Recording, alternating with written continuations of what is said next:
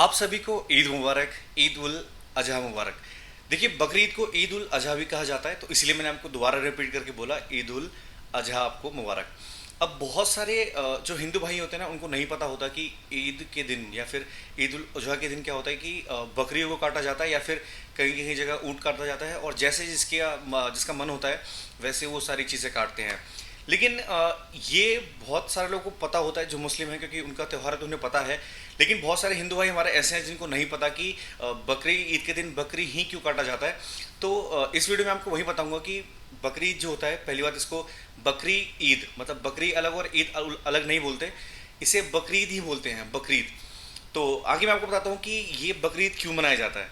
Islamic मान्यता के अनुसार जो इनके हजरत इब्राहिम थे, उनके जो पुत्र थे हजरत इस्माइल, उनको इसी दिन खुदा के हुक्म पर खुदा की राह में कुर्बान करने जा रहे थे। तो अल्लाह ने उनके पुत्र को जन्म दान दिया, मतलब जीवन दान दिया, और जिसकी याद में यह पर्व मनाया जाता है। अब जीवन दान देने का तात्पर्य यही था कि जो हमारे हजरत इब्राहिम थे, तो उन्होंने अपने बेटे को, क्योंकि किसी भी इंसान के लिए उनका जो बेटा या फिर उनके जो संतान होती हैं वो सबसे पास होते हैं, तो खुदा के बोलने पर उन्होंने उनका कुर्बान दे दिया। तो इसका मतलब ये है कि जो आपसे आपका सबसे प्रिय चीज़ है, उसको भी जो मुस्लिम होते हैं वो त्याग देते हैं अपने खुदा या फिर अल्लाह के कहने पर। लेकिन खुदा के कहने पर जब हजरत जी ने अपने बेटे को मारा, तो उसके बाद अल्लाह ने उनके बेटे को तुरंत जीवन दान दे दिया, और जब चेक किया गया तो उनकी आंखें खोली गई। तो उनकी आंखें, मतलब पता चला कि वो जिंदा हैं, और उनकी जगह पर ना एक दुम्बा, मतलब दुम्बा होता है कहीं कि बकरी टाइप का ही होता है, तो वो था। तो अब हर टाइम में तो हर इंसान अपने बेटे को नहीं मार सकता है, बेटी को नहीं मार सकता। तो बकरीद में बच्चे की जगह बकरी को काटा जाता है, क्योंकि और ये नहीं होता कि बकरी को खरीद के ले आया मार्केट से और उन्होंने काट दिया। पहले क्या होता है कि मुस्लिम में पहले बकरी खरीद के लाते हैं, या फिर जो जिनकी जैसी श्रद्धा होती है तो वो खरीद के लाते हैं, और उन्हें अपने बच्चों की तरह पालते हैं, मतलब खाना पीना, साथ रहना रखना, और इस दिन उन्हें काट दिया जाता है। तो मतलब मुस्लिमों के अनुसार ये दिखाया जाता है कि मुस्लिम अल्लाह के लिए या फिर खुदा के लिए अपने सबसे पास की चीज़, अपने सबसे करीब की चीज़ और अपने सबसे प्यारे चीज़ को भी त्याग देते हैं।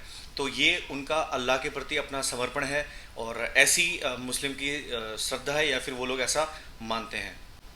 अब देखिए, बकरीद के दिन क्या होता है कि हर फैमिली, हर मुस्लिम परिवार जो भी बकरी खरीदते हैं या फिर बाहर किसी को कुर्बान करने के लिए खरीदते हैं, तो वो उस चीज़ के तीन हिस्से करते हैं। पहले तीन हिस्से में सबसे पहला हिस्सा होता है उनका खुद का, दूसरा हिस्सा होता है उनके पड़ोसियों का जो उनके आसपास रहते हैं, जो उनके रिश्तेदार होते हैं, और तीसरा जो हिस्सा होता है वो होता है गरीबों के लिए।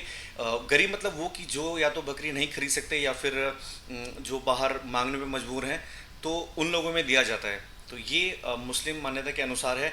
बाकी आगे तो मुझे नहीं पता, क्योंकि मैं बकरीद नहीं मनाता। तो ये माना जाता है। ये हम में से बहुत सारे लोगों को ये लगता होगा कि ईद एक ही होती है, लेकिन मैं आपको बताता हूँ ईद दो होती हैं।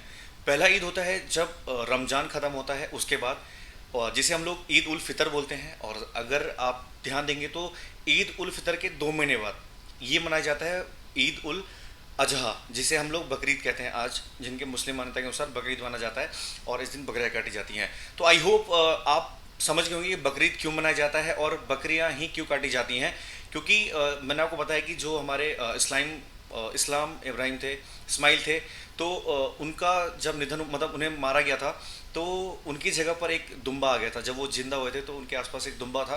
तो दुम्बा क्या होता है, बकरी जैसा ही होता है, बकरी के कास्ट का ही होता है।